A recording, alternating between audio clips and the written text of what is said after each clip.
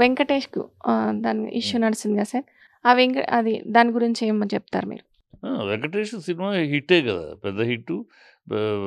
Family drama hit. Sankranti hit జోనర్‌లో number 1 Daaku అయితే number 2 సంక్రాంతికొచ్చారు వచ్చేసింది కదా! సో, ఏముంది సంతోషం. వెంకటేష్‌కి సంక్రాంతి హిట్‌లో బరిలో గెలిచేసాడు. డాకు గెలుస్తదని అనుకున్నది అలాగే నిలబెట్టుకున్నాడు. Daaku number 1 high collections, mass కూడా. ఎందుకంటే డాకుకి దీనికి తేడా దీంట్లో ఫ్యామిలీ ఓరియెంటెడ్, మాస్ తక్కువ. అదేమో ఫుల్ మాసు యూతు. ఇక్కడ యూత్‌కి కూడా పర్వాలేదంటున్నారు. నేనైతే చూసాను. గె గె ఇది 'గేమ్ చేంజర్' చూసాను. 'డాకును' చూసాను. 'గేమ్ చేంజర్' ఏమీ లేదు. 0. 'డాకు' అన్ని మసాలాలు ఉన్నాయి. ఇదేమో ఫ్యామిలీ డ్రామా ఉంది. మంచి ఎంటర్‌టైన్‌మెంట్ ఉంది. కామెడీ చాలా బావుందంటున్నారు. అది ఇవాళ చూస్తున్నాను నేనది. అది ఆల్రెడీ టాక్ వచ్చేసింది బావుందని. ఇప్పుడు పవన్ కళ్యాణ్‌పై ప్రకాష్ రాజు కామెంట్స్ చేశారు. మీరు చూసే ఉంటారు కదా! దానికి సంబంధించి. పవన్ కళ్యాణ్‌పై జ జ ప ఏదో దొంగలు పడ్డ 6 నెలలకు కుక్కలు మురిగినట్టు ప్రకాష్ రాజు గతంలో ఎప్పుడో వాగాడు. పవన్ కళ్యాణ్ తప్పే ఆవిడు సనాతన ధర్మం నువ్వేమో నిన్నటిదాకా మా నాన్న దీపారాధనలో సిగరెట్ అంటించుకుంటాడంటావు. నేను క్రిస్టియను బాప్టిజం తీసుకున్నాను. మా పిల్లలు క్రిస్టియన్స్ అంటావు. అసలు ఈ దేశంలో మత కల్లోల కారకమే హిందువులు అని అంటావు. అన్నీ వాగేది నువ్వే. ఆ నోటితోటి మళ్ళీ నేను సనాతన ధర్మం అంటావు. సనాతన గురించి ఏం తెలుసు నీకు? సనాతనం అనేది ఎందుకు తమిళనాడులో పోరాటం ఏం తెలుసు పవన్ కళ్యాణ్‌కి? సనాతనం అనేది అక్కడ పోరాటం ఏంటి? 1957లో మొదలైతే పోరాటం, 58లో మొదలైతే పోరాటం. అదేంటి సనాతన ధర్మంలో అనేక ఇష్యూస్ ఉన్నాయి. సనాతన ధర్మం కాదు, సనాతన సాంప్రదాయం. సనాతన సాంప్రదాయము హిందూ ధర్మం. హిందూ ధర్మం వేరు, సనాతన సాంప్రదాయం వేరు. హిందూ ధర్మంలో భాగమా అంటారు కానీ, సనాతన సాంప్రదాయంలో కొన్ని రుగ్మతలున్నాయి. బాల్య వివాహాలు, సతీ సహగమనాలు, బ్రాహ్మణులకి విద్య, ఇలాంటి ఆటిల మీద పోరాటం. ఎప్పుడు దాని గురించి ఏం తెలుసు చరిత్ర? 2వ శతాబ్దంలో ఆరంభమైంది సనాతన సాంప్రదాయం అనేది. 9వ శతాబ్దంలో దాని మీద పోరాటం స్టార్ట్ అయింది. దాంట్లో ఇయన్నీ వ్యతిరేకించాలని. వ్యతిరేకిస్తే 9వ శతాబ్దంలో వ్యతిరేక పోరాటం మొదలెడితే 19వ శతాబ్దం అంటే 1837లో ఈట్లికి విముక్తి కలిగింది. సతీ సహగమనాన్ని, బాల్య వివాహాలని, ఈ బ్రాహ్మణులకే విద్య అనే ఆటిని మూడింటిని ఒకదాని తర్వాత ఒకటి కోర్టులో చట్ట ప్రకారం ఆటిని రిమూవ్ చేయటం జరిగింది. ఇది ఆ పోరాటం అది. ఆ పోరాటం అంటే బ్రాహ్మణ ఆధిపత్యము అన్ని కులాల కన్నా బ్రాహ్మణులు గొప్ప అనే ఆధిపత్య ధోరణి ఉండేది గతంలో. ఆ సనాతన ధర్మాన్ని అడ్డుపెట్టుకుని ఆ ఆధిపత్యం జరిగేది. తమిళనాడులో అది అధికంగా ఉండేది. దాని మీద వ్యతిరేకం. బ్రాహ్మణం అందరూ ఒకటే.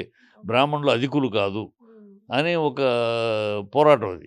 ఆ పోరాటం మీద ఎప్పుడో మొదలెట్టారు. అది జరుగుతా ఉంది. ఇప్పటికీ అందుకనే తమిళనాడులో గుడులెక్కువ, అయినా బ్రాహ్మణ ఆధిపత్యం ఉండదు. బ్రాహ్మణులు ఆధిపత్యం ఉండదు. సాధారణ గుళ్ళెక్కువ ఉన్న చోట బ్రాహ్మణుల యొక్క ఇది ఉంటుంది. కానీ అక్కడ తమిళనాడులో రాదు. ఎందుకంటే ఆ పోరాటం జరుగుతుంది. అది ఏం తెలుస్తుంది సనాతన ధర్మం పోరాటం అక్కడ ఎందుకు జరుగుతుంది ఆ పోరాటం? ఎప్పుడో రామస్వామి నాయకర్ ఆయన మొదలెడితే, తర్వాత డీకే వాళ్ళు కంటిన్యూ చేస్తే, తర్వాత అన్నాదురై డీఎంకే దాన్ని కంటిన్యూ చేస్తే, కరుణానిధి గారు ఇవాళ ఉదయనిధి. వాళ్ళ తాతల కాడ నుంచి ముత్తాతల కాడ నుంచి జరుగుతున్న పోరాటం. ఏమి తెలియదు సడన్గా నేను సనాతని అని పిచ్చివాగుడు అయితే అందుకని అది ఎప్పుడో వాగాడు, అందరూ ఖండించారు, నోరు మూసుకున్నాడు అనుకో. ఇప్పుడు మళ్ళీ ప్రకాష్ రాజుకి వాళ్ళు ఎదురు ఇస్తున్నట్టున్నాడు, ఇవాళ ఏదో వాగాడు. అది అన్నపూర్ణ స్టూడియో ప్రారంభించి 50 సంవత్సరాలు సెలబ్రేట్ చేసుకున్నట్టు నాగార్జున గారు ఒక వీడియో రిలీజ్ చేశారు. దాని గురించి సార్తో మాట్లాడదాం. 50 ఇయర్స్ అవుతుందని నాగార్జున గారు రిలీజ్ చేశారు. దానికి అన్నపూర్ణ అని పేరు ఎందుకు పెట్టారు? అదే అన్నపూర్ణ పేరు ఎందుకు పెట్టారనేది అందరికీ తెలిసింది. ఆయన భార్య నాగేశ్వరరావు గారు, అక్కినేని నాగేశ్వరరావు గారి భార్య పేరు. ఆవిడ పట్టుదల. అంటే ఈయన యాక్చువల్గా మెడ్రాస్లో ఇండస్ట్రీ ఉండగా ఫస్ట్ పర్సన్ ఈయన. నేను అక్కడ జరిగిన వివక్ష కారణంగా తమిళనాడు, తమిళ వాళ్ళు, తెలుగు వాళ్ళు అనే సెకండరీ చూడటం ఈయన భరించలేక, నాకొద్దు, నా సినిమాలు అక్కడే హైదరాబాద్, క్యాపిటల్ హైదరాబాద్ కదా, హైదరాబాద్లోనే నేను చేస్తానని వచ్చేసాడు ఈయన. వచ్చేసి ఇక్కడ సారథి స్టూడియోలో చేస్తూ ఉండేవారు. అప్పుడు మనదొక స్టూడియో కావాలని ఆవిడ అన్నపూర్ణ గారు గట్టిగా పట్టుబట్టి మనమే కట్టుకుందామని గట్టిగా పట్టుబట్టారని, అందువల్ల నాగేశ్వరరావు అక్కడ స్టూడియో కట్టారని అంటారు. అది ఆవిడ పట్టుదల. లేకపోతే ఈయనే ఇక్కడికి వచ్చేస్తే కనుక సార్థక్ స్టూడియోలో చేస్తున్నాం, ఇక బయట మన స్టూడియోలో మనం చేయాలి కట్టుండొచ్చు. అది మంచి పని. ఆ స్టూడియో కట్టడమే సార్థక్ స్టూడియో తర్వాత రామకృష్ణ స్టూడియో రామారావు గారు కట్టారు అంతకుముందే. కానీ రామారావు గారి సినిమాల వరకే అక్కడ జరిగాయి. అందరూ వెళ్ళేవారు కాదు. అదే సిటీ మధ్యలో ఉండేది. ఆయన అందరికి ఇచ్చేవారు, కానీ ఎవరు వెళ్ళేవారు కాదు. ఎందుకంటే ఆయనది జరుగుతూ ఉంటాయి అక్కడని. సో నాగేశ్వరరావు కట్టినాక మూడో స్టూడియో ఏర్పడింది. సో ఇక్కడ ఇండస్ట్రీ ఇక్కడ రావటానికి అదొక పెద్ద దోహదపడింది. అన్నపూర్ణ స్టూడియో కట్టడం అనేది ఇండస్ట్రీ ఇక్కడికి రావటం. అప్పుడు స్టూడియోలో ఇప్పుడులాగా బయట ఎక్కువ ఇళ్లలో తీసేవారు కదా, స్టూడియోలో తీసేవారు, స్టూడియోలో ఫ్లోర్లోనే. సో అన్నపూర్ణ స్టూడియో కట్టడం అనేది ఆ టైంలో ఇండస్ట్రీ ఇక్కడికి షిఫ్ట్ అవ్వడానికి ఒక మంచి మూల కారణం అయ్యింది. సో అది హెడ్స్ ఆఫ్, అది 50 ఏళ్ళు నిండుకుంటూ చాలా గర్వించదగిన విషయం.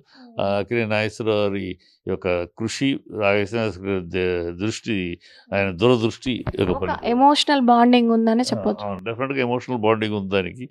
ఆ రోజుల్లో రాళ్ళు పగలగొట్టి చేసి అక్కడ ఆ స్టూడియో కట్టినప్పుడు అసలు ఏముంది, చెక్ పోస్ట్ దగ్గర నుంచి చెక్ పోస్ట్ దగ్గర కూడా ఏం లేదు. అమీర్పేట దాటితే ఏమీ లేదు, ఇల్లు అన్ని గుట్టలు పుట్టలే. అది అన్నపూర్ణ స్టూడియో కట్టినాక ఆ రోడ్డు ఏర్పడింది, ఆ వీధి జూబ్లీహిల్స్ రోడ్డు ఏర్పడింది. అట్లా స్టెప్ బై స్టెప్ వాళ్ళ బ్రహ్మాండమైన కాస్ట్లీ ఏరియా అయింది అది. సో అది అన్ని రకాలుగా సిటీ డెవలప్మెంట్కి, ఇండస్ట్రీ డెవలప్మెంట్కి అన్నిటికీ ఉపయోగపడిన ఒక బాండేజ్ అది. అది ఎవరు దాన్ని కాదనలేరు, మర్చిపోలేరు. వెంకటేష్కి సంబంధించి నందకుమార్ అనే వ్యక్తి వాళ్ళ ఫ్యామిలీ మెంబర్స్లో ఒక 4 మీద కేసు నమోదు చేసినట్టు చెప్తున్నారు. దాని గురించి మీరేమంటారు సార్? ఇవన్నీ పిచ్చి వేషాలు. వెంకటేష్కి ఎవరిదో ల్యాండ్ తీసుకొస్తే అవసరం లేదు కదా, వాళ్ళకే రైట్ రాయల్గా ఉన్నారు. అది ఏదో లీజుకి ఇచ్చారు, అది వేరే ఏదో లీజుకి ఇచ్చారు. ఆ లీజు వాడు అక్కడ కట్టుకున్నాడు, ఖాళీ చేయమంటే ఖాళీ చేయకుండా ఈ గొడవ చేస్తాడు. ఆ గొడవ మీద జరుగుతున్న లీజు నేను ఇన్వెస్ట్ చేశాను ఇక్కడ నాది అని చెప్పి ఏదో ఈ చిల్లర గొడవ అంతే తప్పితే అది వెంకటేష్కి అంత అవసరం కానీ అంత కర్మ కానీ లేదు. ఎవరిదో ఆస్తి కాజేయాల్సిన అవసరం లేదు, చెయ్యడు కూడా. అందులో వెంకటేష్ అసలు చేయడు. దేవుళ్ళలో ఉంటాడు అతను, చాలా దీంట్లో ఉంటాడు, ఆత్మీయ దీంట్లో ఉంటాడు కనుక ఆత్మమ్మను మా దేవుళ్ళు ధర్మంలో ఉంటాడు. దేవుడు పూజ భక్తి ఎక్కువ, ఆధ్యాత్మికంగా ఎక్కువగా ఉంటాడు. అలా ఆధ్యాత్మికంగా ఉండే మనిషి అసలు ఈ ఆలోచనలు కూడా ఉండే మనిషి కాదు. తెలుసు కదా వెంకటేశ్వర గురించి. ఇలా ఏదో అది కొనాలి, అది చేయాలి, ఏదో మన దగ్గర ఉందంతా మనం కొంటాం చేస్తాం, లేకపోతే లేదు అంతే చెప్తే వాళ్ళది కబ్జా చేయాలి. అసలు అలాంటి ఆలోచన దరిదాపులు కూడా వచ్చే దగ్గర రానిచ్చే మనస్తత్వం కాదు. కనుక అతను చేశాడు అనేది ఒకటి మాట. ఏదో అది లీజుకి దాని గొడవను అట్లా తిప్పుతున్నారు అంతే. అంటే వెంకటేష్ పేరు ఇన్వాల్వ్ చేస్తే వాళ్ళకి మైలేజ్ వస్తుంది, కొంచెం ప్రెస్టేజ్ కోసం వాళ్ళు ఏదైనా కాంప్రమైజ్కి వస్తారని లెక్క, అంతకన్నా ఏం లేదు అంతే.